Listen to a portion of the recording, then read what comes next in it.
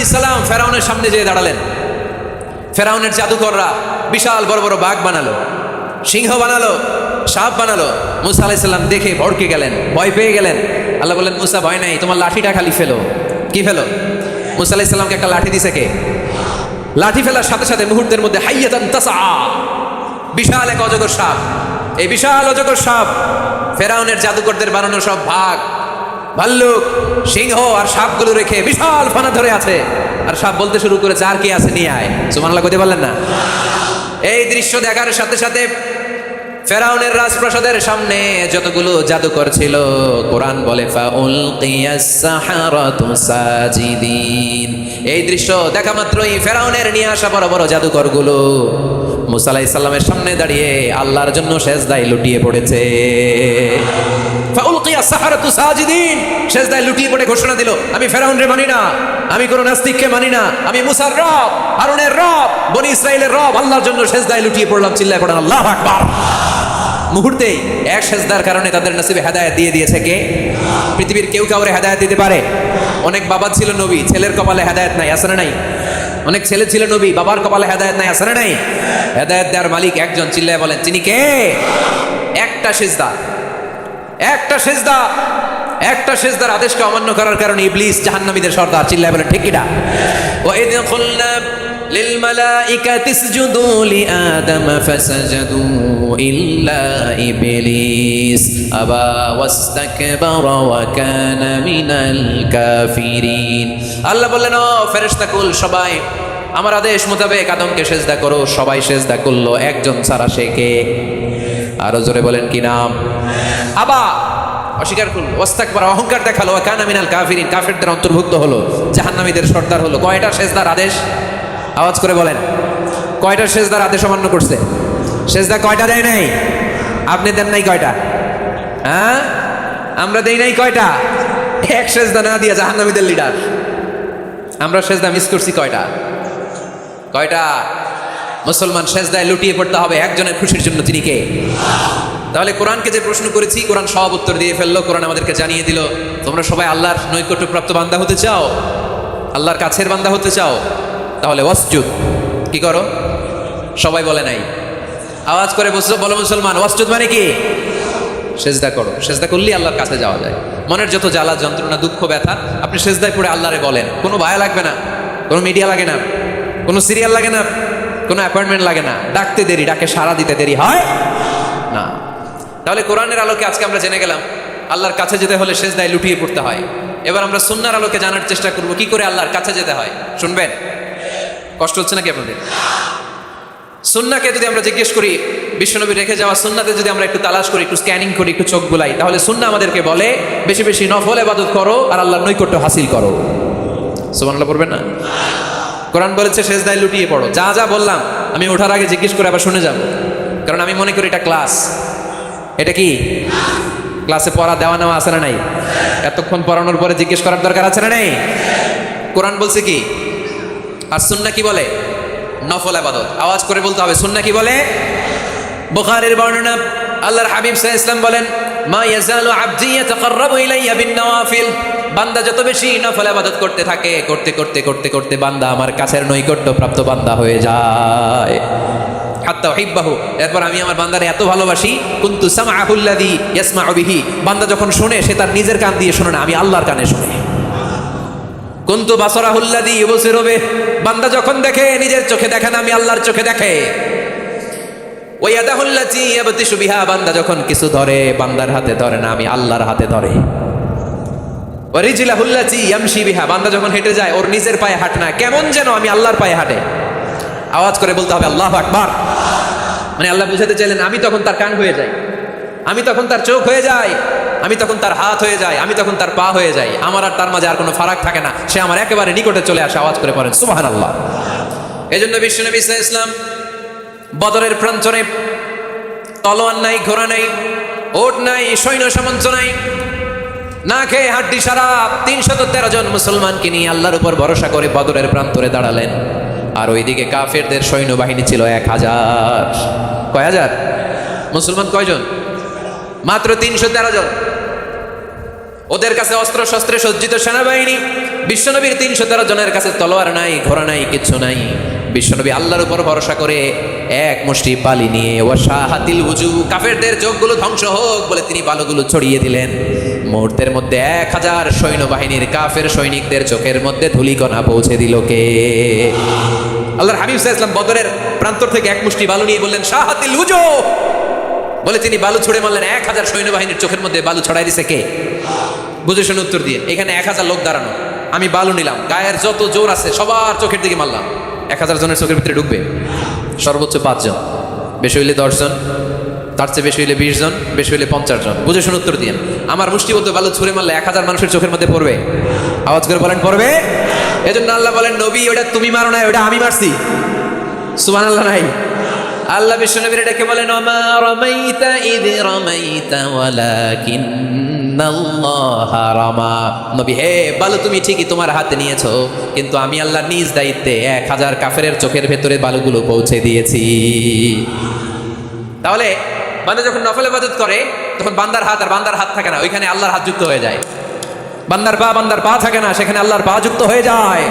বান্দা যখন দেখে নিজ চোখে দেখে না, আল্লাহর দৃষ্টিশক্তি সেখানে যুক্ত হয়ে যায়। চিল্লায় বলেন ঠিক কিনা? এজন্য নফল ইবাদত করতে রাজি আছেন তো? সুনানে তিরমিজির বর্ণনায় আল্লাহর হাবিব সাল্লাল্লাহু আলাইহি ওয়াসাল্লাম বললেন হাদিসে কুদসি, কিয়ামতের দিন বান্দার যখন ফরজে ঘাটতি হবে, কিসে ঘাটতি হবে?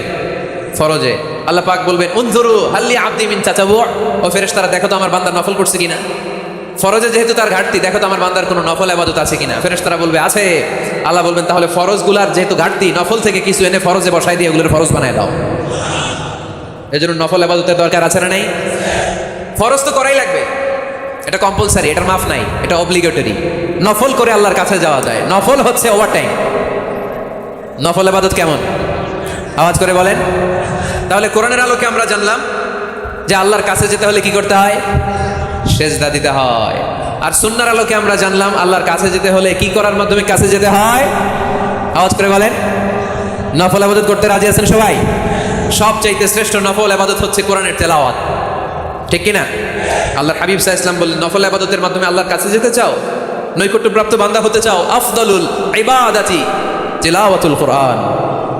সবচাইতে যত নফল ইবাদতের লিস্ট হতে পারে, এই লিস্টে র্যাঙ্কিংয়ে 1 নাম্বার থাকবে কোরআনের তেলাওয়াত। এই কোরআন তেলাওয়াত করতে রাজি আছেন তো? আমার হাতে যে কিতাবটার নাম কি? সবাই বলতে পারে নাই। আওয়াজ করে বলেন তো কিতাবটার নাম?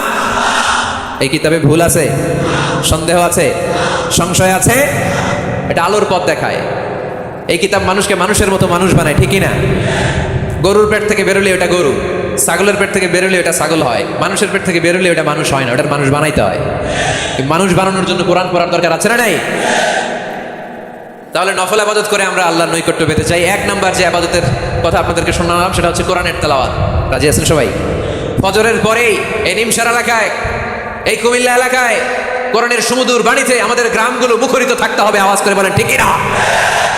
একটা সময় ছিল আমার বাংলার 68,000 গ্রাম থেকে ফজরের পর কোরআনের ধ্বনি শোনা যেত। 68,000 গ্রাম থেকে, মক্তবগুলো থেকে আল্লাহর বাণী শোনা যেত। কিন্তু এখন নানা ষড়যন্ত্রের কবলে পরে আমাদের মক্তব বন্ধ হচ্ছে, আমাদের কোরআন তেলাওয়াত থেমে যাচ্ছে। কোরআনের তেলাওয়াত কঠিন কালেও থামায় দেওয়া যাবে না। চিল্লায় বলেন ঠিক কিনা? রোজ সকালে শুনতাম আগে আল কোরআনের বাণী রে, আল কোরআনের বাণী, এখন শুনি সারে গামার দীপ্ত ফ্যান ফ্যানানি। ধর্মপ্রাণ মুসলমান আজকাল হয়েছে মডার্ন, ধর্মপ্রাণ আমরা বড়ই ধর্মপ্রাণ। নামাজ রোজার কিছু নাই, ভুলেও ধরি না কোরআন, ধর্মপ্রাণ, ঠিক না? প্রতিদিন কোরআন শিখায় যে তার পকেট যায় ফাঁকা রে, তার পকেট যায় ফাঁকা। সপ্তাহে 2 দিন গান শিখায় যে নেয় তো 1000 টাকা। ধর্মপ্রাণ মুসলমান আজকাল হয়েছে মডার্ন, ধর্মপ্রাণ আমরা বড়ই ধর্মপ্রাণ। নামাজ রোজার কিছু নাই, ভুলেও ধরি না কোরআন, ধর্মপ্রাণ। আমরা কি এমন ধর্মপ্রাণ হতে চাই? ফজরের পরে আমাদের সিলেবাস কি? কোরআন তেলাওয়াত। আওয়াজ করে সবাই বলেন, ফজরের সালাতের পরে আমাদের প্রতিটি পরিবারে, প্রতিটি ঘরের সিলেবাস কি? তাহলে কোরআন তেলাওয়াত করব। 2 নাম্বার তাহাজ্জুদের সালাত করব। কিসের নামাজ? হুজুর ফজরই পড়তে পারি না। ফজরই যে ফজর পড়ে তার জন্যই না তাহাজ্জুদ, ঠিক কিনা? ফজরই তো পড়তে পারি না, তাহাজ্জুদ করবো কখন? তাহাজ্জুদ পড়লে আপনার মর্যাদা বাড়ায় দিবে কে? রাব্বুল আলামিন বলেন, ওয়া মিনাল লাইলি ফাতাহাজ্জাদ বিহি নাফিলাতান লাকা আসা আন ইয়াবআসাকা রাব্বুকা মাকামান মাহমুদা। তাহাজ্জুদের নামাজ যারা পড়বে তাদের মর্যাদা বাড়িয়ে দেয় কে? কারণ ওই মুহূর্তে আল্লাহ প্রথম আকাশে নেমে আসেন আর ডাকে, আলা মিন মুস্তাগফিরিন আগফিরালা, কার ক্ষমা দরকার ক্ষমা চা, ক্ষমা করে দেব। আলা মিন মুস্তাকসিন আকসুলা, কার খাবারের দরকার পোশাকের দরকার চাও দিয়ে দেব। চাও, কার কি লাগবে চাও আমি দিয়ে দেব। এই জন্য শেষ রাতের দোয়া আল্লাহ কবুল করে। এই যে রমজান আসতেছে না সামনে, কোন মাসে রমজান? এপ্রিলে। রমজানে তাহাজ্জুদ পড়ার একটা সুবর্ণ সুযোগ, কারণ সাহারি খাওয়ার জন্য তো ওঠাই লাগে। একটু তাহাজ্জুদের অভ্যাস করবো আমরা, রাজি আছি তো সবাই? 3 নম্বর নফল ইবাদত হচ্ছে দোয়া। সবাই সবার জন্য দোয়া করবো। অনেকে কয় হুজুর আমার দোয়া আমি করবো, অরটা ওই করবো, এর লাগে আমি করবো কেন? আছে না নাই? না, এটা ভুল। নিজের জন্য করবেন, অন্যের জন্য করবেন। মা মিন আবদিন মুসলিম ইয়াদউ লি আখিহিল মুসলিম ইল্লা ক্বালা লাহুল মালাকু ওয়া লাকা বিমিসলিন। কোন বান্দা যখন তার ভাইয়ের জন্য দোয়া করে, ফেরেশতারা বলে আল্লাহ এই দোয়াটা যে দোয়া করছে আগে তার জন্য কবুল করে নাও। আপনি দোয়া করলেন আল্লাহ আমার ভাই অসুস্থ, তারে সুস্থ করে দাও। ফেরেশতারা বলে আল্লাহ যিনি দোয়া করতেছে তার যদি কোনো অসুস্থতা থাকে আগে তারে সুস্থ করে দাও। তাহলে অন্যের জন্য দোয়া করলে লাভ আছে না নাই? দোয়া করতে জানে না অনেকে, দোয়ার আলোচনা আছে আমার, ইউটিউবে সার্চ দিবেন দোয়া, মিজানুর রহমান আনসারী পেয়ে যাবেন। It's an art. দোয়াটা একটা শিল্প। এটার মধ্যে চোখের পানি জুড়ে দিবেন, আবেগ জুড়ে দিবেন, মুহূর্তেই আরশের মধ্যে যে নক করবে। সুবহানাল্লাহ কইবেন না? চোখের পানির দাম আল্লাহর কাছে খুব বেশি। 2 ফোঁটা পানি। কি আপনারা বিরক্ত হয়ে গেছেন? আর 2-1 মিনিট বসেন। 2 ফোঁটা পানি আল্লাহর কাছে প্রিয়। আওয়াজ করে বলেন কয় ফোঁটা? 2 ফোঁটা। এক হচ্ছে জিহাদের ময়দানে রক্তের ফোঁটা, আরেক হচ্ছে অনুতপ্ত বান্দার চোখের পানির ফোঁটা। অনুতপ্ত বান্দা যখন অনুতপ্ত হয়ে কাঁদে, তার চোখের পানি চোখবে, নাকের ডগাবে, মাটিতে পড়ার আগেই ওই বান্দার সব গুনাহ আল্লাহ মাফ করে দেয়। তাহলে প্রথমে কোরআন তেলাওয়াত, তারপর তাহাজ্জুদের নামাজ, তারপরে দোয়া, 4 নম্বরে জিকির। জিকির নফল ইবাদত, ঠিক কি না? জিকির করতে করতে এই স্টেজের উপর উঠে যাবেন আপনারা সবাই। পারবেন কারা কারা? হাত তোলেন। কত বড় সাহস দেখছেন? আমার উপরে বলে লাফাই উঠবে। বাঁশ আছে এই জায়গায়, বাঁশ। হ্যাঁ, না এটা করবেন না, কারণ ফাযকুরুল্লাহ কামা আল্লামাকুম, জিকির ওইভাবে করো যেভাবে আল্লাহ শিখিয়েছেন। আল্লাহ কিভাবে শিখিয়েছেন? ওয়াযকুরু রাব্বাকুম ফি নাফসিক। দেখেন জিকির করার পদ্ধতি কোরআন থেকে শুনেন। মনে মনে করো, তাদাররুআন সবিনয়ে করো, খিফাতান ভীত বিহবল চিত্তে করো, দুনাল জাহরি মিনাল কওল অনুচ্চ স্বরে, বেশি আওয়াজ করে লাফালাফি করো না। এটা হচ্ছে জিকির করার পদ্ধতি। জিকির করার পদ্ধতি আল্লাহর হাবিব শিখালেন, আহাবুল কালামি ইলাল্লাহি আরবা, আল্লাহর কাছে সবচেয়ে প্রিয় কথা কয়টি?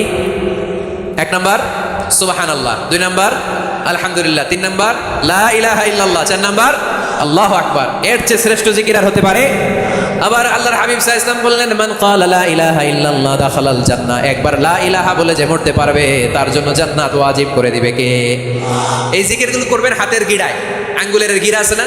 ডান হাত তুলেন তো, এরকম গিড়াগুলো দেখান তো আমারে, এইভাবে সুবহানাল্লাহ সুবহানাল্লাহ সুবহানাল্লাহ। এটা সুন্নাত, পারা যাবে?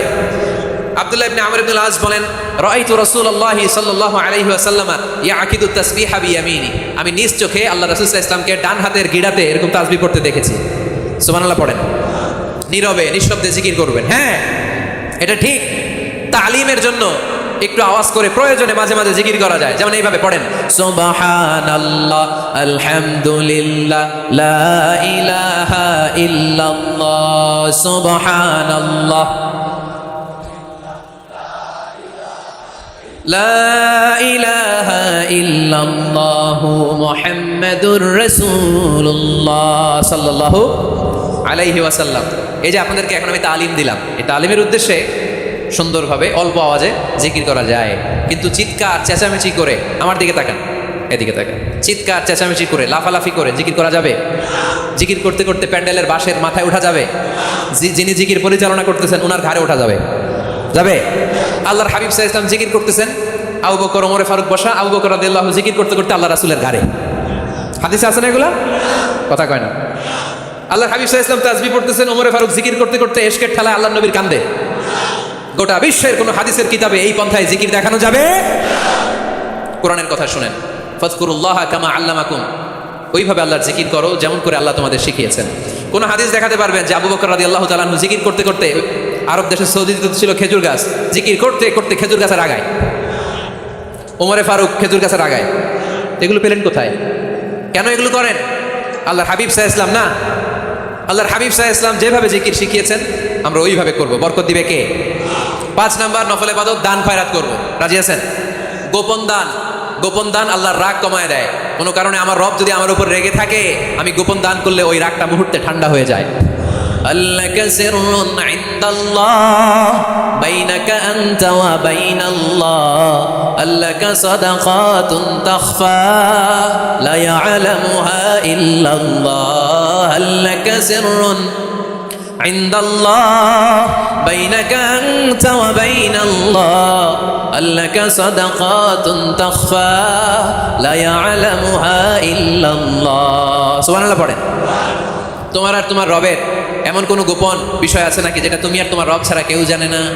তুমি জীবনে এরকম গোপন দান করছো নাকি যেটা আল্লাহ ছাড়া কেউ দেখেনি?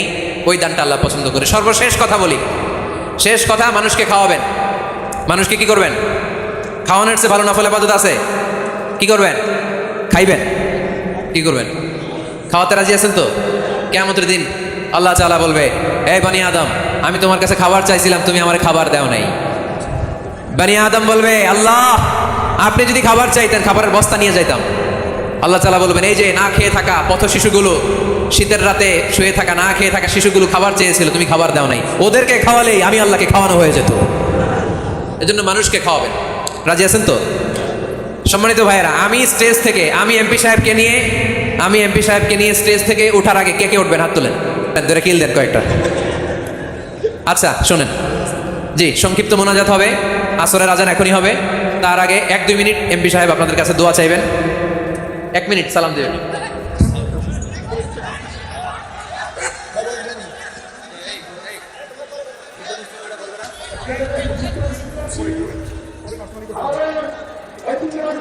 করে না এমন কোন লোককে স্ত্রী যেন ঘরে অ্যালাউ না করে। স্বামী পছন্দ করে না এমন কোন লোককে আপনার স্ত্রী ঘরে অ্যালাউ করতে পারবে? আমার বোনেরা খবরদার, আপনার স্বামীর পারমিশন ছাড়া, আপনার স্বামী পছন্দ করে না এরকম কোন লোককে আপনার ঘরে আপনি অ্যালাউ করতে পারবেন না। 8 নাম্বার, স্বামীকে আর্থিকভাবে সহযোগিতা করা। যদি স্ত্রী ধনী হয়, আমরা সব এক করে ফেলছি, আসলে ইসলামের দৃষ্টিতে স্বামীর ব্যালেন্স আলাদা, স্ত্রীর ব্যালেন্স আলাদা। স্বামীর যাকাত আলাদা, স্ত্রীর যাকাত আলাদা, ঠিক কি না? স্ত্রী ধনী হতে পারে, স্ত্রীর আলাদা সম্পদ থাকতে পারে।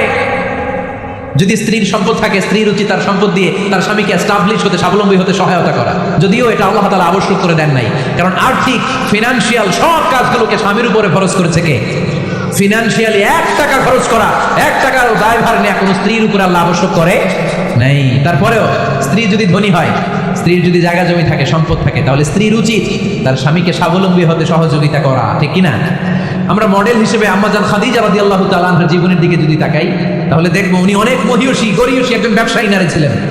আম্মাজান খাদিজা রাদিয়াল্লাহু তাআলা আনহা ওনার ব্যবসায় স্টাফ হয়ে বিশ্বনবী ওনার সাথে পরিচিত হলেন। বিশ্বনবীর আমানতদারিতায় মুগ্ধ হয়ে আম্মাজান খাদিজা বিশ্বনবীর বিয়ের প্রস্তাব দিলেন।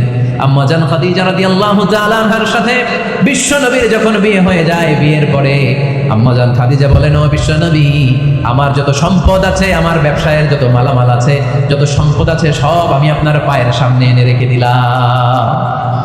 আপনি দিয়ে দিলাম, সব সম্পদ আপনারা আমি দিয়ে দিলাম।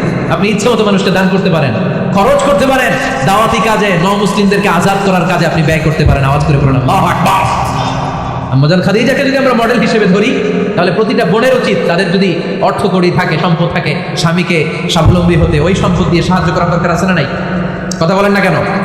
9 নাম্বার, স্ত্রীর দায়িত্ব দাম্পত্য জীবনকে সুখময় করতে নিজেকে স্বামীর সামনে বিউটিফাই করে উপস্থাপন করা। ওই যে ঠিক আসছে, নিজেদের পক্ষে আসলেই ঠিক। নিজেকে বিউটিফাই করে, মেকআপ করে স্বামীর সামনে উপস্থাপন করা। রাগ করবেন না আমার বোনেরা, আমি আপনাদেরকে খুব ভালোবাসি এবং বোনরাও আমাকে খুব ভালোবাসে। আমার একটা পেজ আছে আমার নামে, এই ফেসবুকে মিজানুর রহমান আজহারি। এই পেজে প্রতিদিন শত শত প্রশ্ন আসে। এই প্রশ্নের বেশিরভাগ প্রশ্ন আমাদের বোনদের। অনেক বোনরা বলে, হুজুর আপনার ওয়াজ আমরা শুনি, কারণ আপনি আমাদেরকে খুব সম্মান দিয়ে কথা বলেন। আলহামদুলিল্লাহ, আমি আমার বোনদেরকে ভালোবাসি, মাদেরকে ভালোবাসি। আমি আমার মা বোনদেরকে বলবো, আপনারা নিজেদেরকে গুছিয়ে সাজিয়ে স্বামীর সামনে উপস্থাপন করেন। অনেক বোনেরা আছে বাইরে যাওয়ার সময় পার্লারিং করে, মেকআপ করে, সুন্দর জামা কাপড় পরে বাইরে যায়, আর স্বামীর সামনে আসলে বুয়ার মতো থাকে। আছে না নাই? স্বামীর সামনে পচা জামা, ছিঁড়া জামা, চুলের মধ্যে নাই সুগন্ধি, নিজেকে গুছিয়ে রাখে না, সামলে রাখে না, কাজের বুয়ার মতো নিজেকে উপস্থাপন করে স্বামীর সামনে। আর বাইরে গেলে মেকআপ করে পার্লারিং করে যায়। হওয়া দরকার ছিল উল্টা, বাইরে আপনি সাদা সিধা ভাবে যাবেন, বোরকা দিয়ে নিজেকে ঢেকে যাবেন। বাইরে যাওয়ার সময় কোনো নারী পারফিউম ইউজ করে যেতে পারবে না। নারীরা যত পারফিউম ইউজ করতে মনে চায় আপনার বেডরুমে, আপনার স্বামীর সামনে, ঠিক কিনা? স্বামীর সামনে পারফিউম ইউজ করেন, নিজেকে উজাড় করে সাজান স্বামীর জন্য। এই প্রতিটা সাজুগুজুতে সওয়াব আছে না নাই?